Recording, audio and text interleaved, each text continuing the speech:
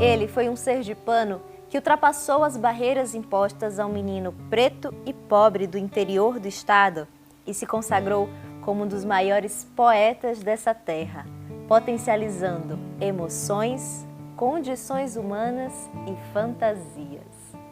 O Giro Sergipe de hoje apresenta um pouquinho da vida e das obras do saudoso poeta Santos Souza. Era tão clara a tua voz e tão limpo o teu canto inaugural, ó noite, que o tempo adormecia em tuas mãos.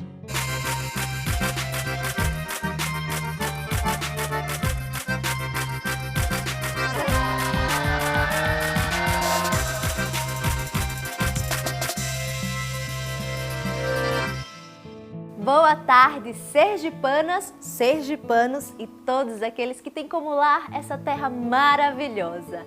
O Giro Sergipe de hoje é daqui do estúdio. Continuamos seguindo todos os protocolos de segurança devido à Covid-19 e, especialmente hoje, todos os nossos entrevistados estarão em casa e conversarão com a gente via internet. Mas não se preocupe que o programa de hoje está incrível! Quase tão incrível quanto as obras e a história de vida do poeta sergipano Santos Souza. Você conhece? Santos Souza era um garoto esperto. Ele passou a estudar por conta própria e aos 10 anos já escrevia pequenos versos. Aos 15, se interessou pela música e por uma moça, o que o fez compor algumas valsas. Aos 17 anos, ele vem para Aracaju e é aqui que constrói sua própria família e sua forte carreira no mundo das letras. Seu primeiro livro foi lançado em 1953 e se chama Cidade Subterrânea. O livro, minha gente, tem o prefácio de nada mais, nada menos do que o maior folclorista da época, Luiz da Câmara Cascudo. A partir daí, ele publicou diversas outras obras. E uma das características que o fez ser tão conhecido pelo Brasil foi o seu estilo órfico. E para explicar para a gente melhor o estilo e as obras de Santos Souza, a gente bate agora um papo com o professor, historiador e neto do próprio, que se chama José Santos Souza Neto. Professor, muito bem-vindo ao Giro Sergipe. Olá, Samara, eu que agradeço o convite. Tá, primeiro a gente vai ter que falar da sua família e do seu nome, professor. Como é que o senhor se sente levando o nome desse grande poeta, desse grande sergipano, do seu avô, Santos Souza? Então, eu me sinto honrado, né? Às vezes até existe aquela questão de comparação, né? Querendo comparar como tem o mesmo nome, achando que a gente tem condições de chegar próximo à grandiosidade que ele teve aqui no estado e fora também. Mas assim, uma honra carregar esse nome e eu tento carregar com o máximo de respeito possível diante da grandeza que ele tem aqui no estado e fora também. O seu avô trazia um estilo bem diferenciado e bem raro entre os poetas daqui do Brasil, que era o estilo órfico, era o orfismo. Explica pra gente, professor, o que é o orfismo? Ele costuma tratar o quê? Uma questão de uma narrativa histórica. Essa narrativa histórica ela vai se misturar à mitologia, ela vai se misturar à alma, ao além e à humanidade. Na poesia do Santos Souza, o que a gente pode notar é que ele procura tratar o quê? Uma forma metafórica, mas ao mesmo tempo uma forma melódica, uma narrativa melódica. Ou seja, isso para que aquele leitor, quando vem a se deparar com esse tipo de poesia, ele consiga perceber aquela entonação, aquela potência que ele vem trazer com a questão da humanidade, mas ao mesmo tempo trazendo sentimentos. Então a gente vê dois âmbitos diferentes. Um âmbito quando ele vem a falar somente como uma forma de narrativa. Eu, menino pobre de Riachuelo, ele está tratando somente uma narrativa de vida. Mas quando ele traz do outro lado, por exemplo, de auroras, noites e sereias, jogos dados no mar, ele vem tratar uma forma mitológica, mas a partir dos sentimentos. Pronto, professor, vamos pegar esse gancho e vamos falar dessa obra que eu acredito que tenha sido a principal da carreira de Santos Souza, que é Ode Órfica, de 1956. O senhor acabou de explicar para a gente um pouco do orfismo, dessa questão da mitologia. O leitor, mesmo sem ter conhecimento da mitologia, da cultura grega, ele consegue se identificar com os poemas dessa obra, Ode Órfica? O que é que o leitor encontra? O que a gente pode encontrar dentro dos poemas da Ode Órfica seria mais ou menos a questão das metáforas e a questão do sentimentalismo que ele traz.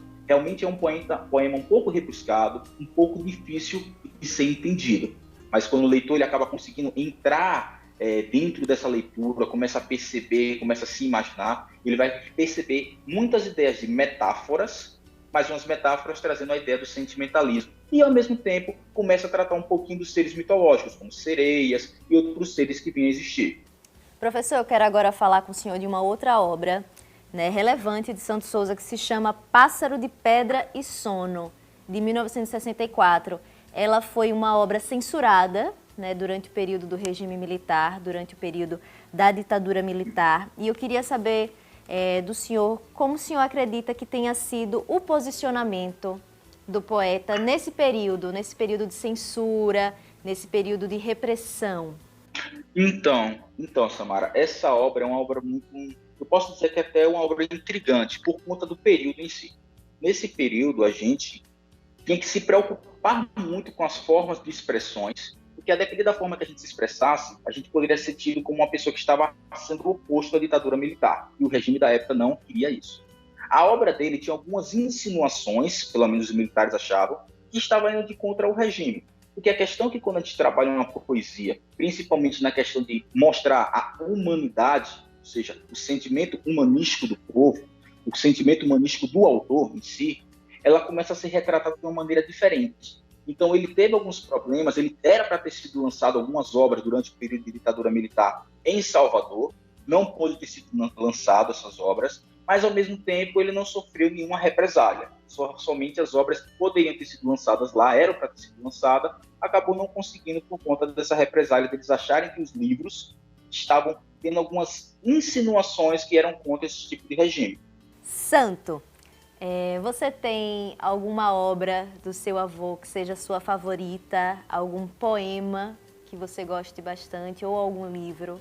Tem um poema em si, acho que foi o primeiro poema que eu li lá para meados de 2008, que é um poema marcante. Acho que foi a primeira vez que eu vinha recitar um poema dele. Ele já não estava participando mais de eventos, então tinha muitos eventos que eu acabava indo para poder representá-lo. Eu, minha prima Ilmara, algumas pessoas da família iam representá-los nesses eventos. Então tiveram alguns eventos que eu fui representá-lo, e tem uma poesia que se chama Opus 8, que me marcou muito. Então, eu estou falando da poesia agora, acabei de me arrepiar aqui, porque toda vez que eu penso nela, eu me arrepio muito.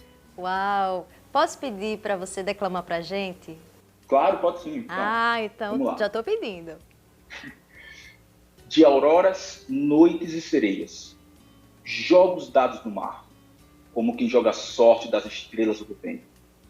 E fico a embaralhar as ondas, como luz de aerofonte que desvenda. Na carta, o destino dos mortais.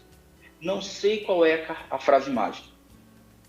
Mas se há no fundo os náufragos que vão com os dedos ágeis de noites e auroras impossíveis, na superfície há sempre olhos profanos de peixes e sereias, traduzindo o jogo dos meus dedos sobre o mar. Poeta Santos Souza. Viva a poesia e os poetas sergipanos. Professor Santo, muito obrigada. Eu que agradeço. Tchau, tchau. Tchau. Boa tarde. Santos Souza foi mesmo um dos raros poetas órficos do Brasil. Mas apesar da sua poesia ser pouco usual, ela ganhou os palcos de Aracaju com a peça Sangue do Mundo, do também saudoso Vieira Neto, e também ganhou a admiração e o reconhecimento dos críticos literários.